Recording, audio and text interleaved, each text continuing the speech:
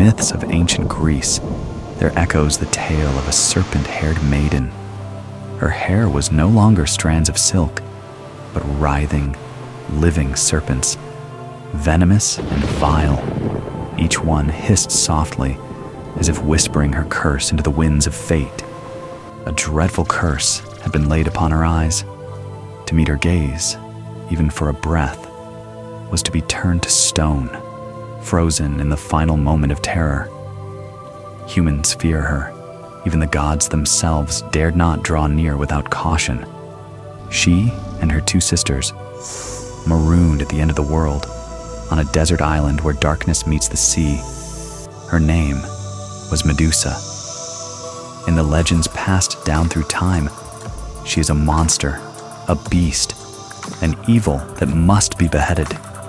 Yet few remember that she was once an ordinary maiden, devout, gentle, and so beautiful it could steal the breath from mortal lungs.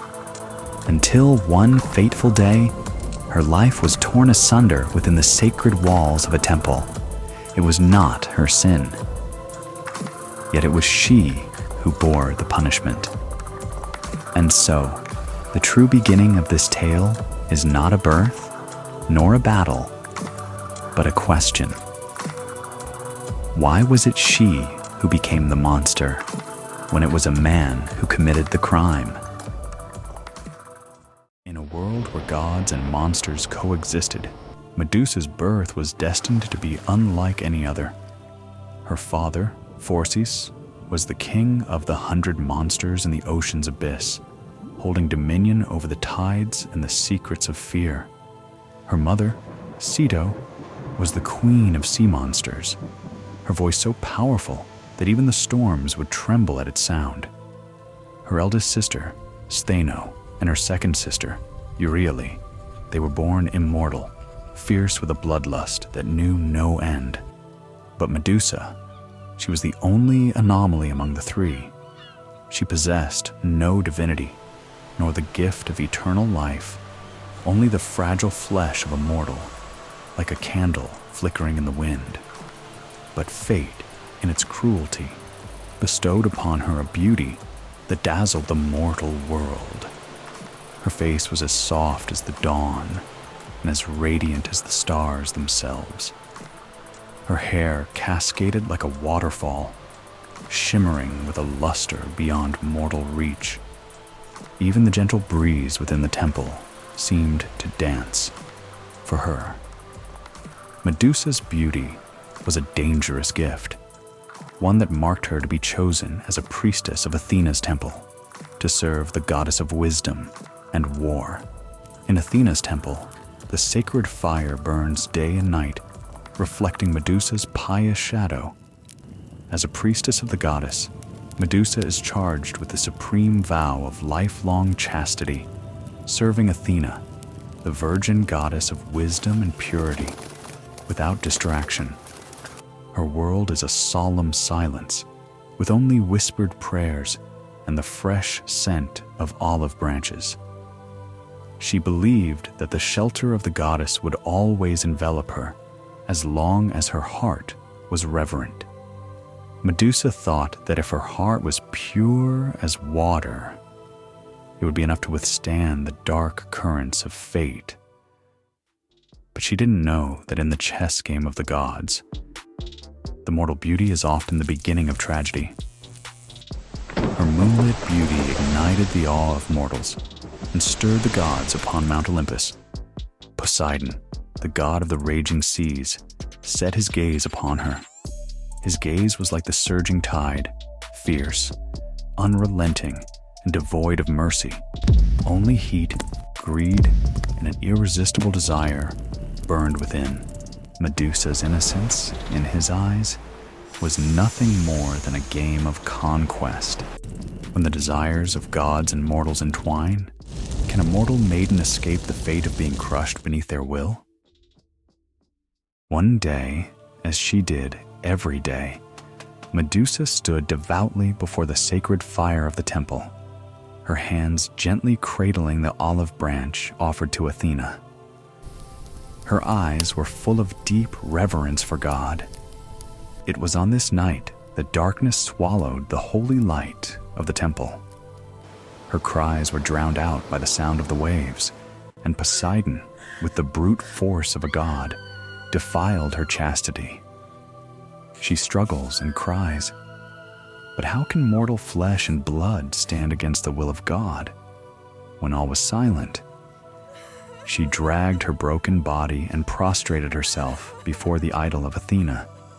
Tears stained the altar as she confessed to the goddess and prayed for forgiveness.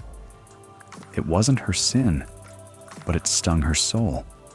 However, Athena, the goddess of wisdom and justice, has not shown mercy. Her gaze is as piercing as cold ice, and the flame of anger rises in the sacred golden pupils. In her eyes, mortals are fragile, and the sanctity of the temple cannot be tarnished. Medusa's hair, once flowing like a waterfall, now transformed into a writhing serpent that hissing as if mocking her past. Her eyes, once clear as a lake, at this moment, they were infused with the power of death. Anyone who looks into her eyes will be turned into a cold stone statue in an instant. She was no longer a maiden, no longer a priestess. She was banished and turned into a monster, carrying the coldness of the gods and the fear of mankind on her back. Medusa stumbled and fled to the end of the world, a desert island where the darkness meets the sea. Serpent hair danced wildly in the wind. Petrified stares masked her tears. The gods abandoned her. The humans spurned her. But no one ever heard the cry of her heart. Why am I the one who has to bear the punishment? When the wrath of the gods rained down, could a mortal maiden find redemption within the curse that bound her? Medusa wanders alone between the mists and the waves, her hair transformed into a hissing viper, dancing wildly in the wind. Her eyes, once filled with piety, are now cursed with a deep well of death. Anyone who laid eyes on her would instantly be turned into a cold stone statue. Heroes covet her, eager to trade her head for immortal glory. Countless warriors had threatened to behead her, but none of them returned. Their figures, which could only be turned into cold stone statues on the desert island, forever fixed in the moment of fear. But her story is not yet over. A new figure is riding the waves, cold blade in hand, carrying God's will. The man was Perseus. He was not the strongest warrior or the most illustrious prince, just a teenager in exile on the island of Seriphos, burdened with his mother's humiliation and the king's intrigues. The tyrant Polydeuces, who covets Perseus's mother Danae, sets a deadly trap. "Bring back the head of Medusa," he sneers, determined that the task will cost the young man's life. The other heroes fail because they believe that brute force conquers all, wielding their spears and looking straight into Medusa's deadly gaze, eventually becoming part of the stone statue. Unlike others, Perseus deeply understood that mortals could not challenge the myths alone. So he bowed his head and prayed to the gods for a silver lining. The gods, with their individual calculations, promised to help Perseus.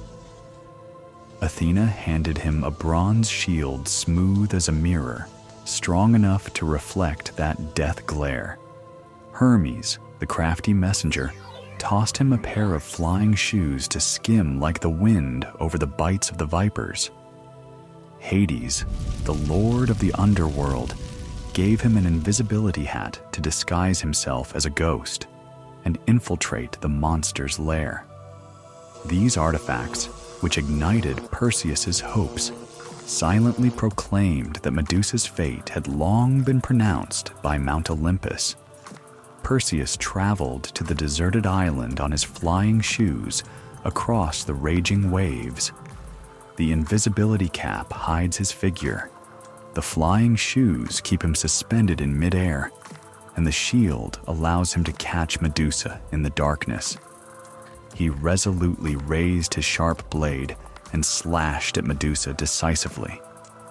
Medusa's head fell to the ground in response, her serpentine hair still twitching, but her gaze lost its luster forever. But no one knew that Medusa was pregnant with Poseidon's child. With Medusa's death, from her blood, the giant Chrysaor and the Pegasus horse were born. Pegasus lifted his wings and rushed into the sky, as if taking Medusa's unfinished soul with him. Perseus sets out on his way home with the spoils of war held high. He offers the head of Medusa to Athena. The goddess holds Medusa's head high on her shield and gazes at the glory of victory. From then on, Medusa's gaze was not her own. It became a symbol of defense and deterrence. As night falls on the kingdom, cheers ring through Seriphos. Perseus is crowned a hero, and poets compose immortal chapters in his honor. And on the backside of the bustle, the mists of the deserted island continue to whisper as if telling another story. A story of a young priestess, betrayed by the gods and hunted by the humans. Myths are told over and over again. Characters are reimagined. Thousands of years have passed, and Medusa still gazes at us without hatred or resentment, just gazing. Perhaps, long ago, she was not a person, but a mirror. What do you see in Medusa's gaze? Is she a monster